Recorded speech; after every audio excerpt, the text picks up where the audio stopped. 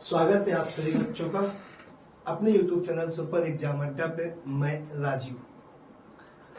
संविधान का भाग 5 चल रहा है और संविधान का ये सबसे बड़ा भाग है। संविधान का सबसे बड़ा भाग 5 है, जिसमें पूरी सरकार में पूरी व्यवस्था जो संघ है, संघ की न्यायपालिका, संघ की कार्यपालिका, संघ की विधायिका और एक सरकार को चलने में जितनी प्रक्रियाएं आती हैं वो सब किस में डिफाइन की गई है? भाग 5 में डिफाइन की गई। अब हमारा भाग 5 में आपने आर्टिकल पढ़ा है, आर्टिकल 85। कौन सा आर्टिकल पढ़ा है सर? आपने आर्टिकल पढ़ा है अनुच्छेद 85। अनुच्छेद 85 क्या कहता है? संसद के सत्र को आहूत करना। आर्टिकल 85 क्या कहता है? राष्ट्रपति द्वारा संसद के सत्र को आहूत करना या आह्वान करना। तो आज का हमारा जो विषय है वो है संसद के सत्र। हम लोग आज से अपना अभी का टॉपिक शुरू करते हैं सर, संसद के सत्र।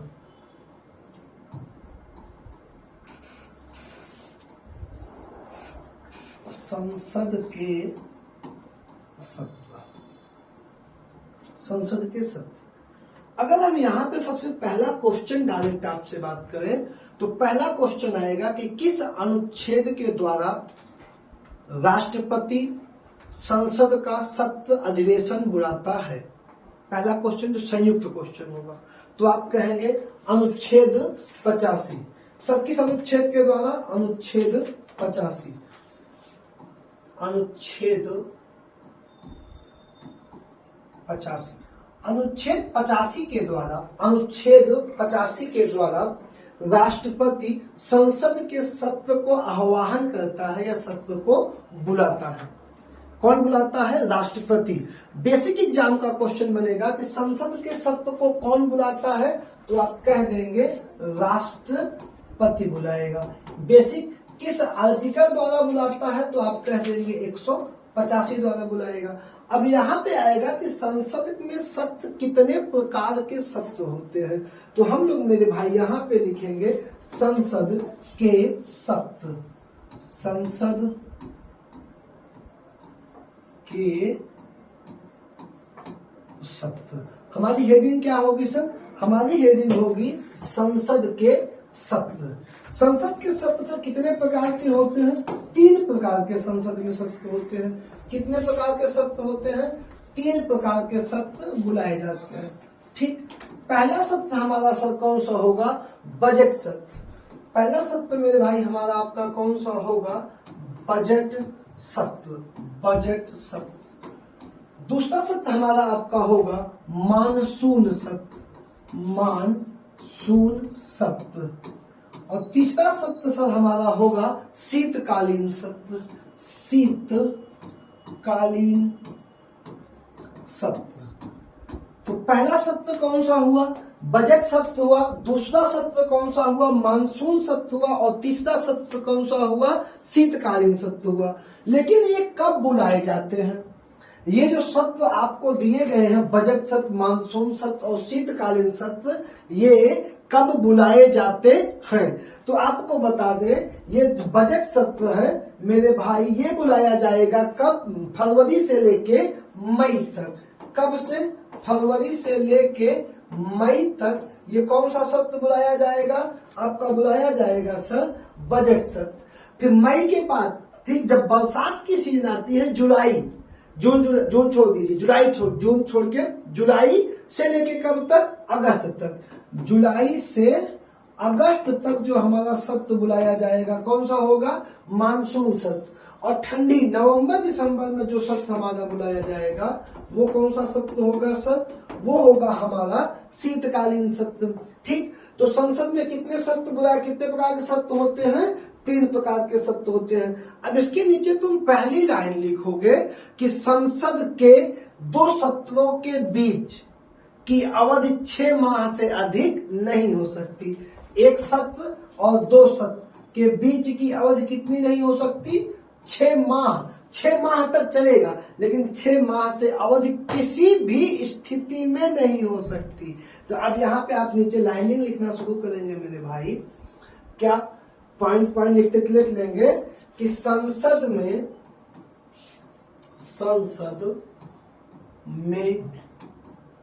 दो सत्रों के बीच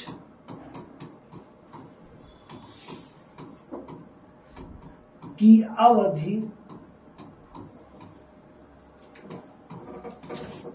6 माह से अधिक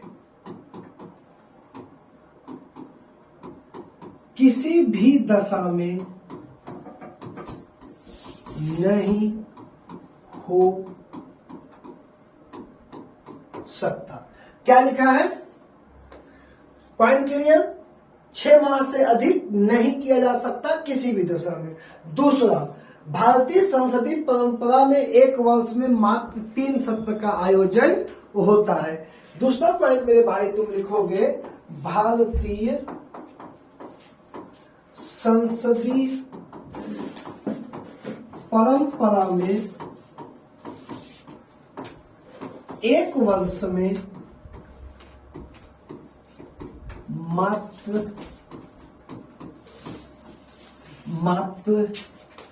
3 सत्रों का आयोजन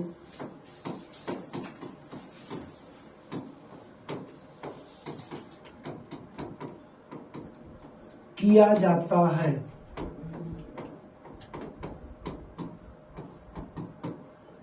कितने का आयोजन किया जाएगा? 3 सत्र का। भारतीय संसदीय परंपरा में एक वर्ष में मात्र 3 सत्रों का आयोजन किया जाएगा। ठीक, अब अगला पॉइंट सर हमारा क्या होगा? अगला पॉइंट होगा राज्यसभा में। क्या पॉइंट होगा सर हमारा? राज्यसभा में तीसरा पॉइंट नोट करना भैया। राज्यसभा में बजट सत्र को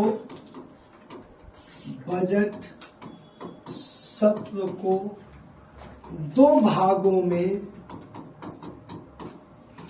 राज्यसभा में बजट सत्र को 2 भागों में या 2 अधिवेशनों में बांटकर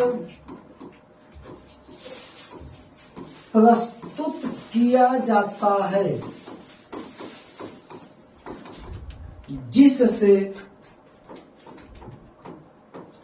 सत्रों की संख्या 4 हो जाती है।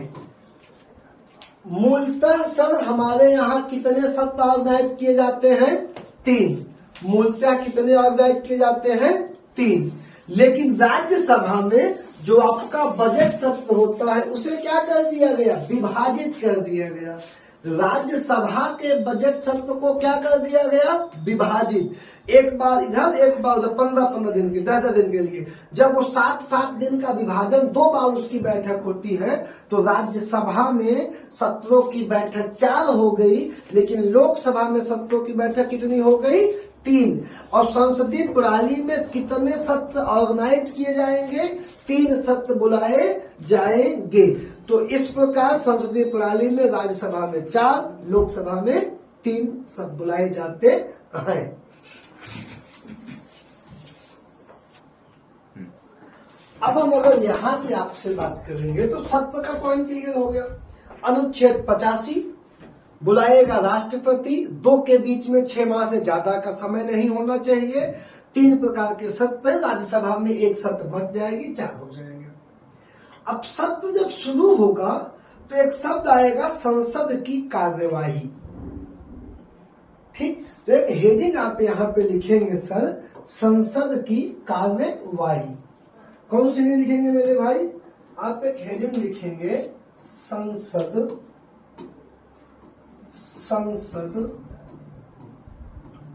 की कार्यवाही। सर किसकी कार्यवाही? संसद की कार्यवाही। जो सत्र बुलाया जाएगा उसकी कार्यवाही पे बात करनी है। लोग आएंगे। यहां से प्रश्न आता है कि संसद के सत्र में 11 से 12 बजे का समय, 12 से 1 बजे का समय, 1 से 2 बजे का समय। संसद के सत्र में नियम 377 क्या है? 377 को प्रयोग कैसे किया जाता है। आइए छोटा सा चित्र आपको दिखाएं जिससे ये पॉइंट हमारा क्लियर हो जाएगा। संसद का दैनिक कार्यक्रम। अब आपको यहाँ पे क्या लिखना है मेरे भाई, ये यहाँ पे कितनी टाइमिंग है, 11 AM। कितना बज रहा है सर, 11 AM। 11 से लेके 12 तक का समय क्या कहलाएगा, प्रश्न काल कहलाएगा। 11 से लेके 12 तक का समय क्या कहलाएगा, प्रश्न काल कहलाएगा। 12 से लेके 1 तक का समय क्या कहलाएगा सर, शून्य काल कहलाएगा। क्या कहलाएगा, शून्य काल कहलाएगा। अब बच्चों को लगता है कि शून्य काल आराम का समय है, शून्य काल नहीं, शून्य काल आराम का समय नहीं, अभी मैं बता रहा हूं, ठीक। फिर उसके बाद 1 बजे से लेके कितने बजे से, 1 बजे से लेके 2 बजे तक किसका समय सर, भोजनावकाश होता है, ठीक। और फिर उसके बाद 2 बजे से लेके 5 बजे तक, 6 बजे तक, कभी कभी लोकसभा रात 9 बजे तक बैठी रहती है। फिर ये किसका काल शुरू हो जाएगा, 2 बजे से विधायकी कार्य का समय शुरू होगा, जो लोकसभा में नियम है 6 बजे तक और राज्यसभा में नियम है 5 बजे तक ये बैठेगा। 2 से 5 विधायकी कार्य किए जाएंगे। प्रश्न काल में सर क्या है कि प्रश्न काल में 25 अंतरिक प्रश्न राष्ट्रपति शासन वाले राज्यों से संबंधित होते हैं। जितने राज्य राष्ट्रपति शासित राज्य है वहां से कितने प्रश्न होंगे, 25 प्रश्न होंगे। शून्य काल क्या होता है सर, शून्य काल का विषय है कि जिन विषयों पे प्रश्न उठाने के लिए नियम नहीं बनाए गए हैं उन पे हम जब प्रश्न उठाएंगे या उनकी जब हम बात करेंगे, उनके बारे में प्रश्न किसमें हम पूछते हैं, जिसपे संसद में व्यवस्था नहीं की गई है, वो सारे कार्य हम किसमें प्रश्न पूछेंगे, हम पूछेंगे शून्य काल में। तो ये आपको 3 टाइमिंग लिखनी है। पहला लिखना है प्रश्न काल 11 से 12 का समय, दूसरा लिखना है शून्य काल 12 से 1 का समय, तीसरा लिखना है भोजनावकाश, और लोकसभा में विधायकी कार्य 2 से 6, राज्यसभा में विधायकी कार्य 2 से 5। ये हमारा तुम्हारा क्या हो गया भाई, ये हो गया संसद का दैनिक कार्यक्रम। ये क्या हो गया, संसद का दैनिक कार्यक्रम हो गया। अब फिर आ जाते हैं संसद के दैनिक कार्यक्रम में कितनी चीजें तुमने लिखी, तुमने लिखी प्रश्न काल, दूसरा तुमने लिखा शून्य काल, और तीसरा तुमने क्या लिखा, तुमने लिखा भोजनावकाश, और चौथा पॉइंट लिखा विधायकी कार्य, विधायी कार्य। ये पॉइंट कंप्लीट हो गया आपका पूरा। 11 से 6 तक का समय आपने इसमें एक्सप्लेन कर लिया। अब इसमें एक शब्द आता है, कभी आएगा, आपको जरूर सुनने को मिलेगा, अस्थगन। क्या आएगा, अस्थगन। और दूसरा शब्द आएगा सत्रावसान, सत्रावसान, ठीक। दोनों का मैं मतलब आपको बता दूं। अस्थगन जैसे राज्यसभा में सभापति कौन है, उपराष्ट्रपति, तो क्लियर पॉइंट था। लोकसभा में सभापति कौन है, लोक चुनाव किया जाएगा। तो ये दोनों जो अध्यक्ष होंगे, लोकसभा का अध्यक्ष और राज्यसभा का अध्यक्ष, तो ये दोनों अध्यक्ष किसी कार्यवाही के दौरान सदन को, अपने सदन को क्या कर सकते हैं, स्थगित कर सकते हैं। क्या कर सकते हैं सर, रोक सकते हैं। कार्य किया जा रहा हो क्या कर सकते हैं, रोक सकते हैं। लेकिन सत्रावसान, जब सत्र समाप्त होता है तो राष्ट्रपति के द्वारा क्या किया, सत्र के समापन की घोषणा की जाती है। तो सत्र समाप्ति क्या है, सत्रावसान है, और चलते हुए सत्र को बीच में रोक देने की प्रक्रिया ही क्या कहलाती है, ये कहलाती है स्थगन। इसका पावर किसके पास है, अध्यक्ष के पास है। राज्यसभा में राज्यसभा अध्यक्ष के पास और लोकसभा में लोकसभा अध्यक्ष के पास है। आगे बढ़ते हैं हम लोग। एक शब्द कभी कभी तुमको मिलेगा छोटे एग्जाम में, कभी एसआई में, आरओ में, लोअर पीसीएस में। पुलिस में ये सब नहीं मिलेगा, ऐसा नहीं, पुलिस के लिए इंपॉर्टेंट है। अब एक लोकसभा की कार्यवाही में शब्द आता है नियम 377, नियम 377। यह क्या है, तो सबसे पहली लाइन तुम इसमें लिखो, यह लोकसभा में लाया जाता है, लोकसभा में लाया जाता है। यह लोकसभा में क्या किया जाता है, लाया जा सकता है। क्यों, ये है क्या चीज? ऐसे मामले जो औचित्य संसद के प्रश्न ना हो, ऐसे मामले जो संसद के प्रश्न ना हो, ऐसे मामले जो संसद में औचित्य प्रश्न ना हो, ऐसे मामले जो संसद में संज्ञा ना हो, औचित्य प्रश्न ना हो, उनके लिए नियम 377 लाकर, क्या लाकर? नियम 377 लाकर प्रश्न को उठाया जाता है।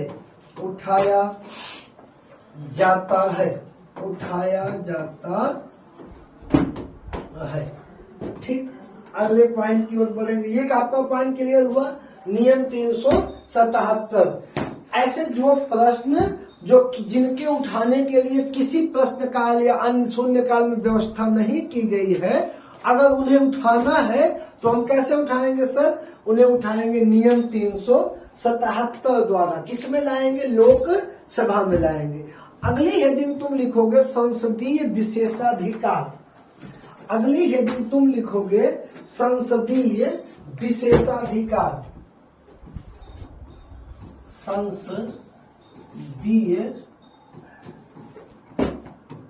विशेषाधिकार। कौन सा विशेषाधिकार सर? संसदीय विशेषाधिकार। आर्टिकल 105, संसद को 2 विशेषाधिकार दिए जाते हैं। किसके तहत? अनुच्छेद 105 के तहत। आर्टिकल 105 के तहत क्या दिए गए हैं? विशेषाधिकार, विशेष अधिकार दिए गए हैं। वह कौन से हैं? नंबर 1, संसद में अभिव्यक्ति की स्वतंत्रता। संसद में अभिव्यक्ति की स्वतंत्रता। आर्टिकल 105 का 1, संसद में अभिव्यक्ति की स्वतंत्रता। आर्टिकल 105 का 1, अनुच्छेद 105 का 1। दूसरा पॉइंट है, दूसरी स्वतंत्रता कौन सी है? कार्यवाहियों के प्रकाशन का अधिकार। जो कार्यवाही होगी,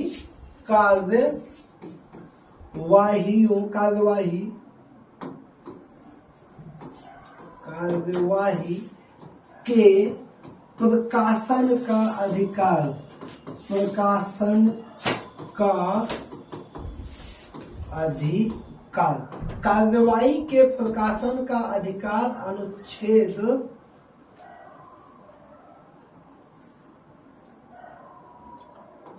अनुच्छेद 105 का 2। कार्यवाहियों के क्या है सर? प्रकाशन का अधिकार। संसद में अभिव्यक्ति की स्वतंत्रता सर किसमें चली जाएगी? अभिव्यक्ति की स्वतंत्रता आपकी चली जाएगी 105 के 1 में, और कार्यवाहियों का अधिकार 105 के 2 में।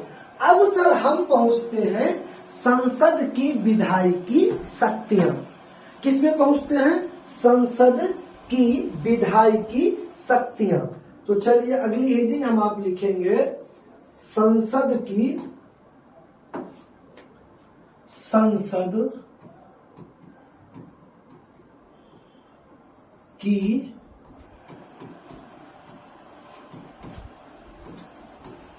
विधायिकी शक्तियां। कहाँ की शक्तियां? संसद की विधायिकी शक्तियां। विधायिकी शक्तियां होती कौन सी हैं? अगर हम यही क्वेश्चन पूछे, कानून बनाने की शक्तियां। भारत के संविधान में भाग 5 के आर्टिकल 107 से लेके आर्टिकल 111 तक, अनुच्छेद 107 से लेके 111 तक संसद की विधायकी शक्तियों को क्या किया गया है, एक्सप्लेन किया गया है। 107 से 111 इसमें कुछ थोड़ा सा लिखेंगे समझने के लिए हम अपने, उसके बाद अगला पॉइंट लिखना शुरू करेंगे। जैसे लिखिए, कोई भी कानून, किसी भी कानून की शुरुआत, पॉइंट ऐड करेंगे सर आप लोग, किसी भी कानून की शुरुआत विधेयक, जिसे हम क्या कहते हैं, बिल, विधेयक या बिल से होता है, से होता है।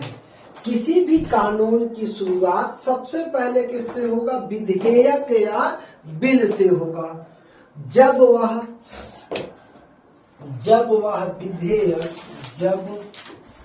वह विधेयक संसद के दोनों सदनों में पास हो जाता है,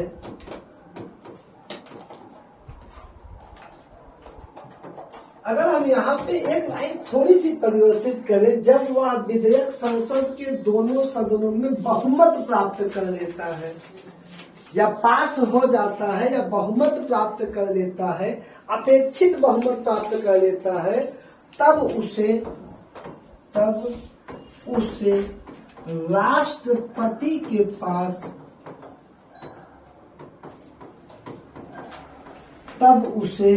राष्ट्रपति के पास भेजा जाता है।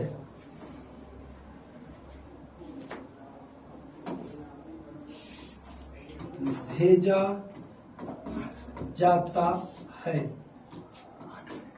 तथा राष्ट्रपति के समर्थन की, सहमति के या समर्थन के बाद, राष्ट्रपति के सहमति के बाद वह विधेयक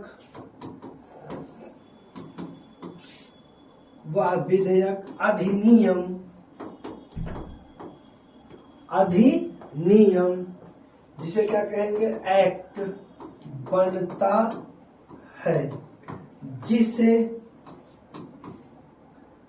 प्रजातीय भाषा में कानून कहा जाता है, कानून कहा जाता है, जिसे क्या कहा जाता है, जातीय भाषा में, जातीय भाषा में कानून कहा जाता है। ठीक, आप इसको जल्दी से लिख लीजिए, 1 मिनट स्क्रीनशॉट करना हो कर लीजिए। ठीक, आर्टिकल क्या है, कोई भी, यहाँ पे 3 चीजें इंपॉर्टेंट तुम्हारे लिख दे रहा हूँ, देखिए कौन कौन सी हैं। विधेयक, जब किसी भी बिल की, विधेयक की शुरुआत होगी किसी कानून बनने की, फिर जब वो सब जगह से पास हो जाएगा, जब तीनों जगहों से पास होगा तो क्या बनेगा सर, अधिनियम बनेगा। हम उसे ही एक्ट कहेंगे और उसे ही क्या कहेंगे, कानून कहेंगे। सबसे पहले आप इसका क्या ले लेंगे सर, स्क्रीन शॉट ले लेंगे। ठीक, ले लीजिए, हो गया सर। चलिए आगे आते हैं। अब क्या है, विधेयक, विधेयक पेश किया गया, बातों को समझना। लोकसभा में बहुमत मिला, राज्यसभा में बहुमत मिला, राष्ट्रपति।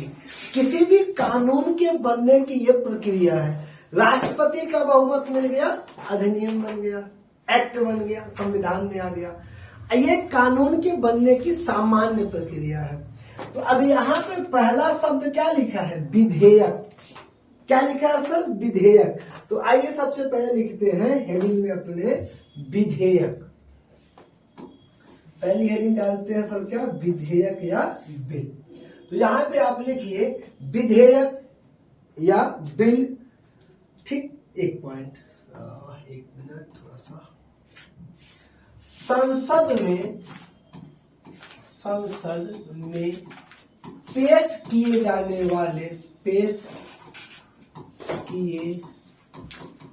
जाने वाले विधेयक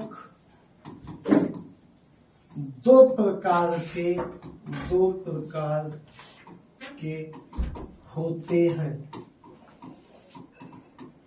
कितने प्रकार के विधेयक होते हैं सर? दो प्रकार के विधेयक होते हैं। पहला विधेयक कौन सा है? सरकारी विधेयक। दूसरा विधेयक है गैर सरकारी विधेयक।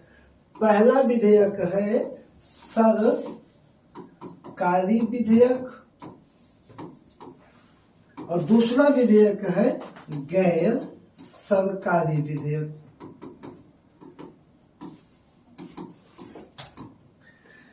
पहला विधेयक कौन सा है? सरकारी विधेयक है तथा दूसरा विधेयक कौन सा है? गैर सरकारी विधेयक है। सरकारी विधेयक को किसी मंत्री द्वारा पेश किया जाएगा। सरकारी विधेयक को किसी मंत्री द्वारा पेश किया जाएगा। मंत्री द्वारा पेश किया जाएगा। अब इस लाइन से तुमको ये क्लियर पता हो गया कि ये संसद के किसी भी सदस्य द्वारा पेश किया जा सकता है। किसी भी सदस्य द्वारा पेश किया जा सकता है। विधेयक के कितने प्रकार हैं सर? विधेयक दो प्रकार के होते हैं। विधेयक के कितने प्रकार होते हैं सर? दो, जो पेश किए जाएंगे। पहला सरकारी विधेयक और दूसरा गैर सरकारी विधेयक। सरकारी विधेयक, गैर सरकारी विधेयक। अब हम आते हैं विधेयकों के चार अन्य प्रकार के जो हमारे यहाँ पेश किए जाएंगे। विधेयक दो प्रकार के पेश किए जाते हैं, सरकारी विधेयक और गैर सरकारी विधेयक। अब अगली हेडिंग लिखो, विधेयक के प्रकार। विधेयक के प्रकार। कितने प्रकार के विधेयक हैं सर अपने पास? चार प्रकार के। कितने प्रकार के? चार प्रकार के। पहला विधेयक हमारा कौन सा है सर? साधारण विधेयक। साधारण विधेयक। पहला विधेयक हमारा भैया कौन सा है? साधारण विधेयक। दूसरा विधेयक हमारा तुम्हारा कौन सा है? धन विधेयक। साधारण विधेयक, धन विधेयक और तीसरा है वित्त विधेयक।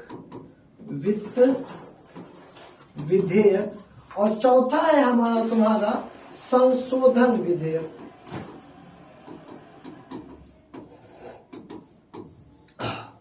चौथा हमारा तुम्हारा सर कौन सा है? संशोधन विधेयक। तो विधेयक कितने प्रकार के हैं? साधारण विधेयक, धन विधेयक, वित्त विधेयक और संशोधन विधेयक। अगर हम आपसे यहाँ पे आर्टिकल की इसी पेज पे बात करें तो साधारण विधेयक एक्सप्लेन किया गया है आर्टिकल 107 में। किसमें एक्सप्लेन किया गया है मेरे भाई? आर्टिकल 107 में साधारण विधेयक के तहत बात की गई है। उसके बाद हमारा दूसरा विधेयक कौन है? दूसरा विधेयक है सर हमारा धन विधेयक, जिसमें किसमें बात की जाएगी? 109 में। आर्टिकल 109 में हम किसकी बात करेंगे? धन विधेयक की बात करेंगे। फिर आगे आएंगे, हमारा कौन सा विधेयक होगा? जब हम आगे बढ़ेंगे मेरे भाई तो हमारा विधेयक होगा 112। 112 हमारा कौन सा होगा? वित्त विधेयक। अब ये वाला तुमको शायद पता होगा, संशोधन विधेयक। अगर यहीं पे तुमसे एक छोटा सा क्वेश्चन पूछूं कि भारतीय संविधान में संशोधन की प्रक्रिया कहां से ली गई, तो क्या बता सकते हो? भारतीय संविधान में संशोधन को कहां से, संविधान संशोधन की प्रक्रिया? अफ्रीका। तो यहीं से ये क्या है? आर्टिकल 368। 368 क्या है? संशोधन विधेयक।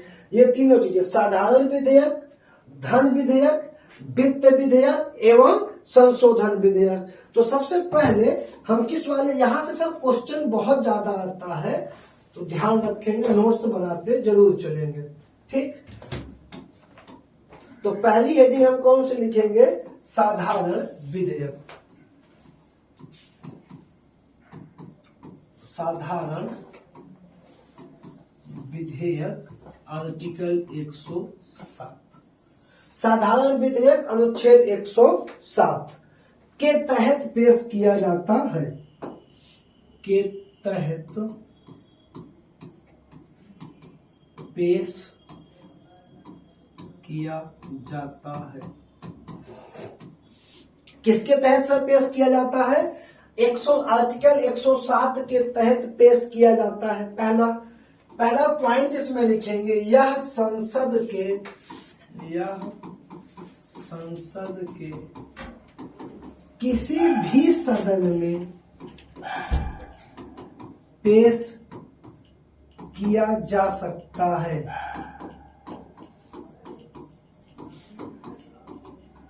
यह संसद के किसी भी सदन में क्या किया जा सकता है? पेश किया जा सकता है। पहला पॉइंट हो गया।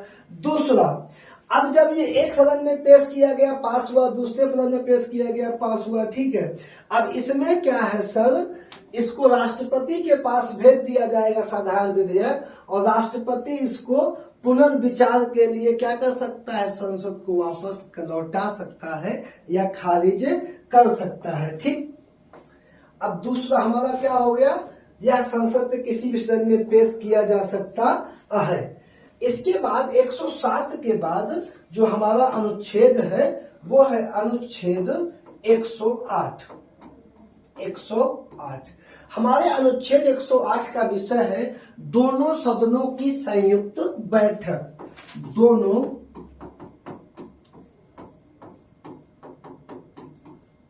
सदनों की संयुक्त बैठक। दोनों सदनों की संयुक्त बैठक, अनुच्छेद 108। कौन? राष्ट्रपति को यह अधिकार होता है, आप पॉइंट यहां पे लिखेंगे, राष्ट्रपति को यह अधिकार है, यह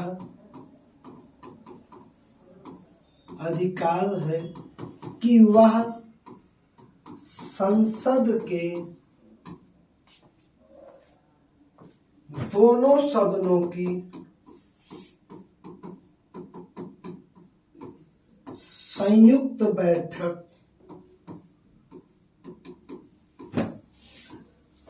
बुला सकता है।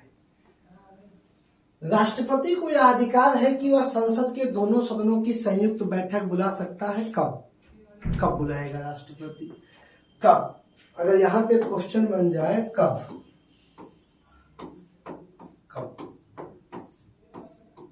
तब हम क्या कहेंगे? जब कोई बिल या जब कोई विधेयक आवश्यक हो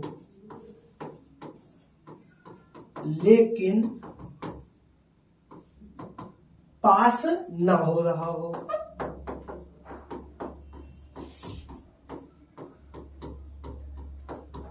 जब कोई विधेयक आवश्यक हो लेकिन पास ना हो रहा हो, ठीक। उस समय क्या किया जा सकता है? राष्ट्रपति क्या कर सकता है? संयुक्त अधिवेशन बुला सकता है। लेकिन संयुक्त अधिवेशन की कुछ मान मर्यादाएं हैं, कुछ रूल रेगुलेशंस है। आप कहेंगे सर क्या है रूल रेगुलेशन संयुक्त अधिवेशन की? तो संयुक्त अधिवेशन सिर्फ और सिर्फ दो दशाओं में बुलाया जा सकता है। पहला साधारण विधेयक में, दूसरा वित्त विधेयक में।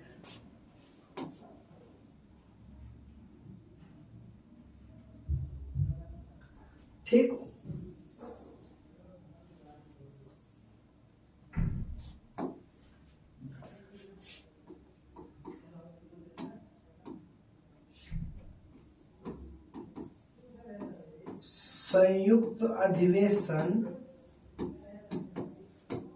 संयुक्त अधिवेशन दो विधेयक के लिए बुलाया जाएगा। पहला साधारण विधेयक के लिए और दूसरा वित्त विधेयक के लिए। हमारे पास कुल विधेयक कितने हैं? 4। कुल विधेयक कितने हैं? 4। लेकिन ज्वाइंट सीजन संसद के दोनों सत्रों को एक साथ राष्ट्रपति सिर्फ कितने के लिए बुला सकता है? 2 के लिए बुला सकता है। और 2 के लिए क्या कर सकता है? नहीं बुला सकता। जैसे धन विधेयक और संशोधन विधेयक, धन विधेयक एवं संशोधन विधेयक के लिए, धन विधेयक एवं संशोधन विधेयक के लिए संयुक्त बैठक नहीं बुलाई जा सकती।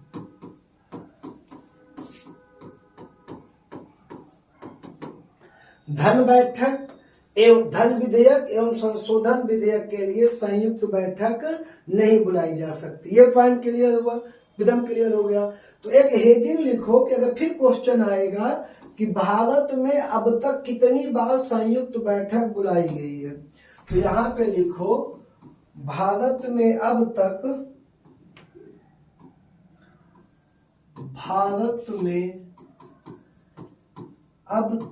कुल 3 बार संयुक्त बैठक बुलाई गई है। कितनी बार अब तक बुलाई गई है? 3 बार बुलाई गई। पहली बार कब बुलाई गई थी? पहली बार बुलाई गई थी भैया संयुक्त बैठक 1961 में दहेज प्रतिबंधिका कानून बनना था। दहेज प्रतिबंध का कानून बनना था। दूसरी बार कब बुलाया गया? 1978 में बुलाया गया था। दूसरी बार 1978 में बुलाया गया था, जिसमें बैंक सेवा आयोग का मामला था। बैंक सेवा आयोग का विषय था। और तीसरी बार जब बुलाया गया था 2002 में। तीसरी बार कब बुलाया गया था? 2002 में आतंकवाद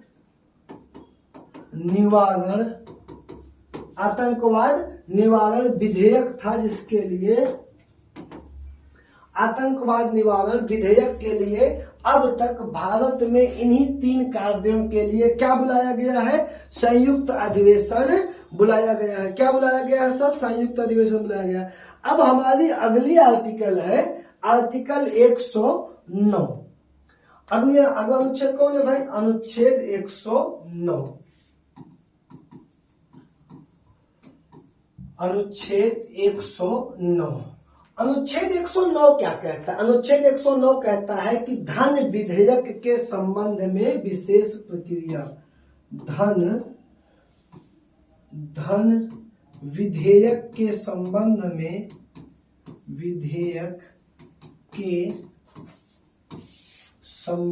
में विशेष प्रक्रिया। किसके संबंध में विशेष प्रक्रिया? धन विधेयक के संबंध में विशेष प्रक्रिया। अगला अनुच्छेद है मित्र हमारा अनुच्छेद 110। 110 और 110 का विषय है धन विधेयक की परिभाषा।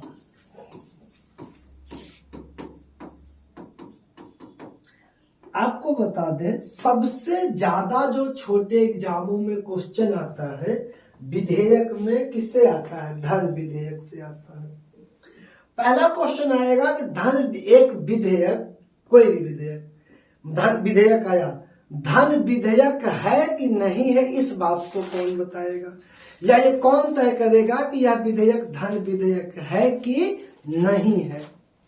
यह विधेयक धन विधेयक है कि नहीं है, तो कौन तय करेगा? लोकसभा का अध्यक्ष। पहले सारे पॉइंट लिखवाएंगे।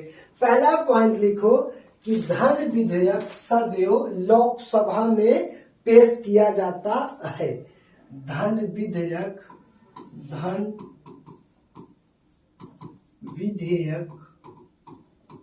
सदैव लोकसभा में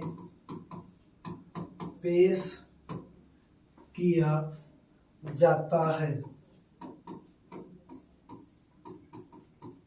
पहला पॉइंट क्या लिखे, धन विधेयक लोकसभा में पेश किया जाएगा, राज्यसभा में नहीं। दूसरा पॉइंट, धन विधेयक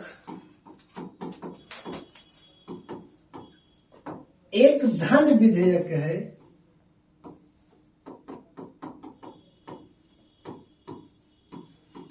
इसकी पुष्टि लोकसभा अध्यक्ष द्वारा की जाती है।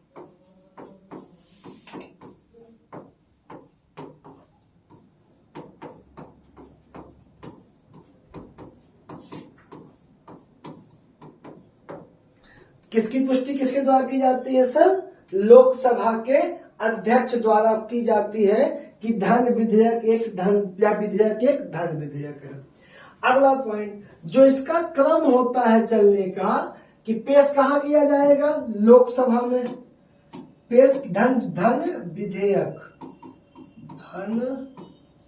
विधेयक कहाँ पेश किया जाएगा सर? लोकसभा में। लोकसभा से कहाँ जाना है? राज्यसभा। धन विधेयक में राज्यसभा की पावर कम होती है लोकसभा के अपेक्षाकृत। धन विधेयक में मना नहीं किया जा सकता कि हम नहीं करेंगे, और राज्यसभा के पास 14 दिन का समय होगा, वो फिर किसके पास भेज देंगे? फिर वह विधेयक आ जाएगा लोकसभा के पास। किसके पास?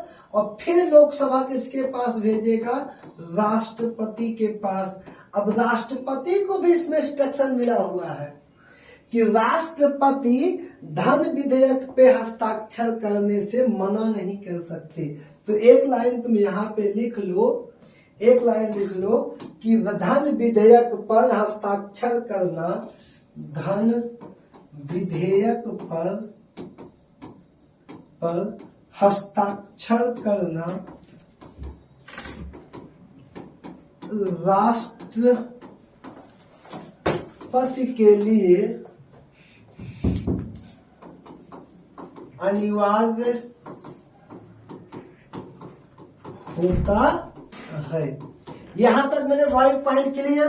धन विधेयक केवल लोकसभा में, पहला पॉइंट, कोई विधेयक धन विधेयक इसकी पुष्टि लोकसभा अध्यक्ष करेगा। दूसरा पॉइंट, इसको इस धन विधेयक में लोकसभा की पावर राष्ट्रपति और राज्यसभा से ज्यादा होती है, इस पर राष्ट्रपति को हस्ताक्षर करना अनिवार्य होता है। अब अगला विधेयक हमारा कौन सा हो जाएगा? अगला विधेयक हमारा हो जाएगा वित्त विधेयक।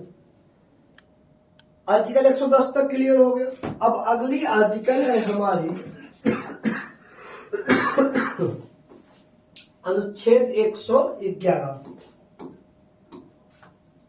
अनुच्छेद 111 क्या कहता है? विधेयकों पर अनुमति।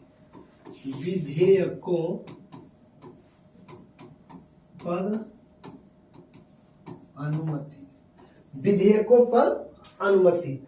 अगला आर्टिकल है अनुच्छेद 112। 112 क्या है? वार्षिक वित्तीय विवरण, जिसे तुम क्या कहते हो? वित्त विधेयक।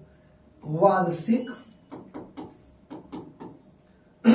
वित्तीय विवरण, जिसे आप सब क्या कह रहे हैं? वित्त विधेयक। वित्त विधेयक, ठीक। वार्षिक वित्तीय विवरण आप हर वर्ष देखते होंगे सरकार क्या करती है? अपना वार्षिक वित्त विधेयक पेश करती है, ठीक। अपना बजट ले आएगी, एक अपना लेखा जोखा बनाएगी और इसको क्या करेगी? पेश। इसी को कहते हैं बजट सत्र। फरवरी मार्च में अपना सरकार आएगी, अपना लेखा जोखा वर्ष भर का प्रस्तुत करेगी। कौन सा विधेयक होता है? वार्षिक वित्त विवरण। इसे क्या कहते हैं? यह क्या है? इसे कहते क्या है? संघ का वार्षिक वित्त विवरण। संघ का वार्षिक वित्त विधेयक। संघ का वार्षिक वित्त विधेयक। इसके क्या रूल है? इसे केवल लोकसभा में पेश किया जाता है। इसे सिर्फ या केवल कहां पेश किया जाता है? लोकसभा में पेश किया जाता है। ठीक, इसको राज्यसभा में सरकार जो सरकार जो गद्दी पे बैठेगा, जो प्रधानमंत्री होगा कार्यपालिका का, वही विवरण प्रस्तुत करेगा कि सरकार का लेखा क्या है, सरकार का जोखा क्या है, क्या आय है और क्या व्यय है। इनके अलावा राज्यसभा और राष्ट्रपति से मतलब नहीं होगा। अब अगला आर्टिकल हमारा कौन सा होगा बिल के मामले में, जिसको हम आगे भी पढ़ेंगे और एक बहुत बड़ा टॉपिक बनेगा वो, लेकिन यहाँ पे डाल लो अनुच्छेद 368। अनुच्छेद 368 कौन सा विधेयक है भैया? ये संशोधन विधेयक। इसका एक भाग है पूरा, हम उसमें इसको पढ़ेंगे कि कितने संशोधन हुए, उनके विषय क्या है। अब आर्टिकल हमारी है अगली अनुच्छेद 113। अगला आर्टिकल है भाई मेरा अनुच्छेद 113। अब जितने पढ़ने वाले बच्चे होंगे जो कभी ना कभी एग्जाम का पेपर उठा के देखते होंगे, तो एक शब्द मिलता है संविधान के भारतीय संसदीय समिति में सबसे बड़ी समिति कौन सी है। समिति एक शब्द तुमको मैं डेफिनेट कहता हूं मिला होगा कि लेखा जोखा समिति, सबसे प्राचीन समिति कौन सी है, सबसे बड़ी समिति कौन सी है, वित्त समिति कौन सी है। तो उसी के बारे में आर्टिकल 113 में कहा गया है प्राक्कलन समिति के संबंध में। किसके संबंध में? प्राक्कलन समिति के संबंध में। समिति के संबंध में। अब जानते हो तुम, अभी मैं इस टॉपिक को समिति को चर्चा नहीं कर पाया हूं। 105 में समितियां हैं, आर्टिकल 105 में समितियां हैं, लेकिन वो पॉइंट छूट सा गया क्योंकि सत्र और विधेयक चला तो वो छूट गया। लेकिन आपके लिए मैं स्पेशली, आप भी देखेंगे तो मैं स्पेशली समितियों को लेके आया हूं।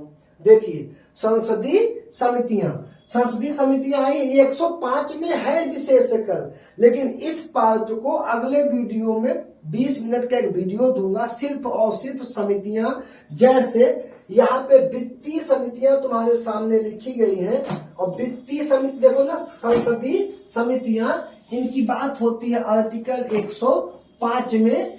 अब इस समितियों की शुरुआत की अगर हम तुमसे बात करें तो ये शुरुआत हुई है 1921 से। और अगर अधिनियम पूछेगा कि सर किस अधिनियम से, तो मॉन्टेग्यू चेम्सफोर्ड सुधार अधिनियम के बाद इस पे एक अलग सा वीडियो याद दूंगा, 20 मिनट का दूंगा। समितियों से अच्छे एसआई लेवल में, यादो लोअर पीसीएस लेवल में अच्छे एग्जाम क्वेश्चंस आते हैं। इसका एक 20-22 मिनट का वीडियो भाग 5 का मैं समितियों का दे दूंगा। मुझे पता है अच्छी चीजों को कितना लोग पढ़ेंगे, क्योंकि यहाँ इंटरेस्ट नहीं है, बकवास नहीं है, कमेंट नहीं है, तो यार लोग लाइक नहीं करेंगे।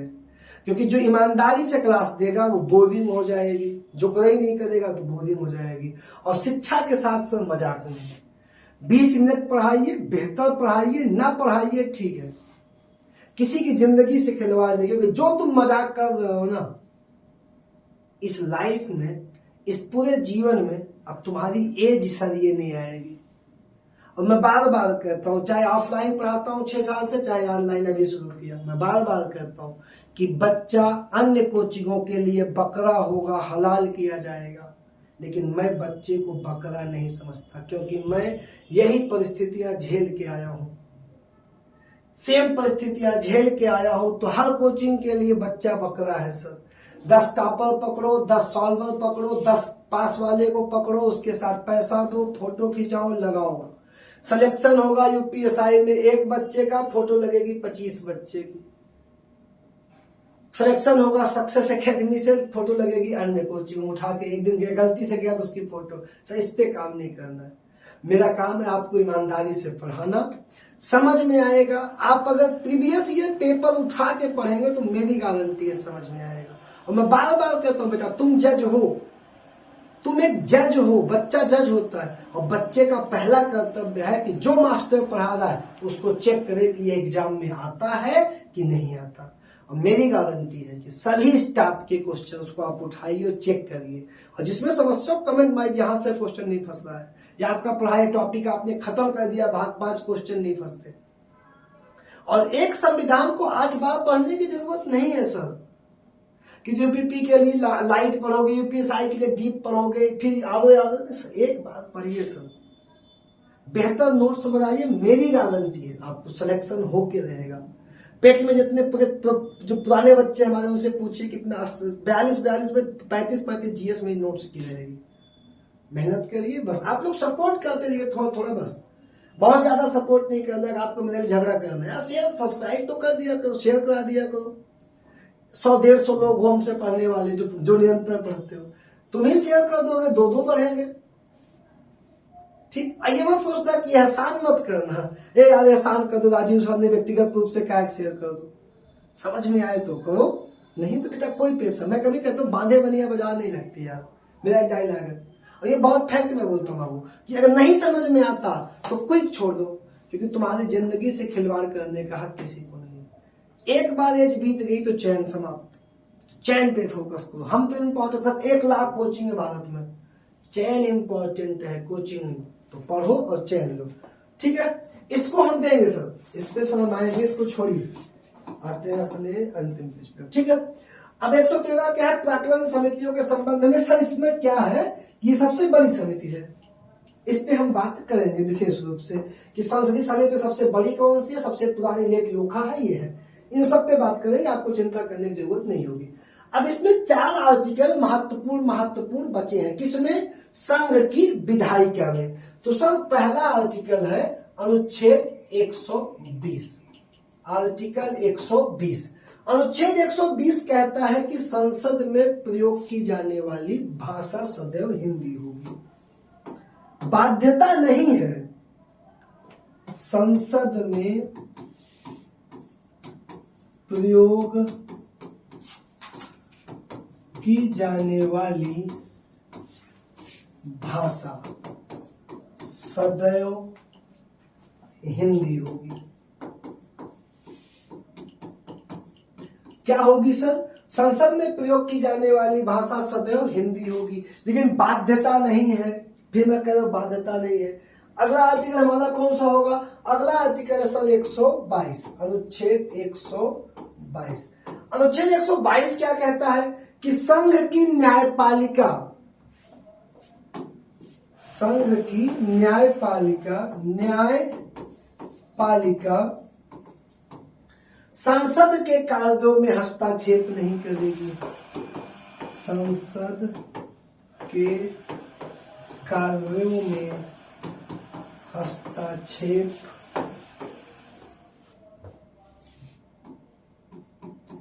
नहीं करेगी, ठीक। और अगला और अंतिम आर्टिकल पे जो चर्चा करते हैं, ये आपको बहुत अच्छे से पता है, आर्टिकल 123। बताओ क्या है, जल्दी से समाप्त होने में, क्लास का टाइमिंग हो गया लगभग 45 मिनट, 50 हो ही गया होगा यार। आर्टिकल 123, राष्ट्रपति की अध्यादेश जारी करने की शक्ति। अध्यादेश कौन जारी कर रहा है सर, राष्ट्रपति। अच्छा सच बताना एकदम ईमानदारी से, अध्यादेश क्या है जानते हो, जानते हो कि नहीं जानते हो।